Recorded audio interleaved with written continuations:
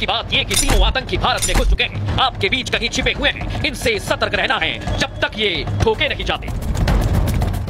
अब मैं आपको बताता हूं दर्शकों, ये आतंकी भारत में कैसे दाखिल हुए, कहां से दाखिल हुए और इनके निशाने पर क्या क्या हो सकता है। दिखाता हूं आपको। ये देख रहे हैं आप, ये बिहार है और बिहार से नेपाल की सीमा लगती है। ये पूरी 729 किलोमीटर की, यानी बिहार नेपाल सीमा से ये दाखिल हुए। अब जो जिले हैं मैं आपको बता रहा हूं, देखिए सीतामढ़ी, मधुबनी, सुपौल, अररिया, किशनगंज और बताया जा रहा है पश्चिमी चंपारण और पूर्वी चंपारण से भी ये जो 7 जिले हैं ये बॉर्डर से लगे हुए हैं और आतंकी यहीं से दाखिल हुए हैं। लेकिन अब सोचिए, ये घुस तो आए तो ये कहां कहां जा सकते हैं। अब मैं आपको बताता हूं, क्या ये बिहार में रुक जाएंगे या बिहार से उत्तर प्रदेश चले जाएंगे, या उत्तर प्रदेश के बाद जो बिहार की बॉर्डर लगती है झारखंड से, क्या ये झारखंड चले गए, क्या ये पश्चिम बंगाल चले गए, क्या इनके निशाने पर मध्य प्रदेश है या फिर इनके निशाने पर दिल्ली है, पंजाब है। और इतना ही नहीं, देश के किसी भी हिस्से में या आपके शहर में भी हो सकते हैं, इसलिए कह रहा हूं कि अलर्ट जारी कर दिया है। लेकिन अब मैं आपको बताता हूं, ये आखिर 3 आतंकी कौन हैं और कैसी कैसी तैयारी है, पुलिस इस समय क्या कर रही है, आपके पास जानकारी होनी चाहिए।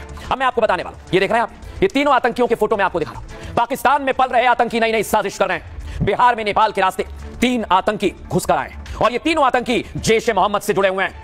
बड़ी बात क्या, पुलिस ने जिन आतंकियों की फोटो जारी की है जो मैं आपको दिखा रहा हूं, उसमें से एक का नाम है हसनैन अली जो रावलपिंडी का रहने वाला है, दूसरा आदिल हुसैन जो उमरकोट से ताल्लुक रखता है और तीसरा है मोहम्मद उस्मान, ये बहावलपुर का रहने वाला है। खबर है कि इन तीनों ने भारत में घुसने के लिए मोतिहारी को चुना है और मोतिहारी के रक्सौल बॉर्डर से ये बिहार में आ गए। ये आतंकी अभी भी भारत में ही हैं, जो हमारे और आपके लिए बहुत बड़ा खतरा है। दर्शकों, मैं बता रहा हूं आपको, ऐसे में बिहार पुलिस मुख्यालय में देखिए अलर्ट पर है, नजर रखी जा रही है। सभी जिलों को खुफिया तंत्र को एक्टिव करने के लिए कहा गया, इनपुट जुटाने और संदिग्धों पर कड़ी नजर रखने के आदेश भी दे दिए गए। अब आप सोचिए, अगर ये बिहार में आ गए, बिहार में क्या हो रहा है, हमारे सहयोगी प्रकाश की रिपोर्ट आपको दिखाते हैं।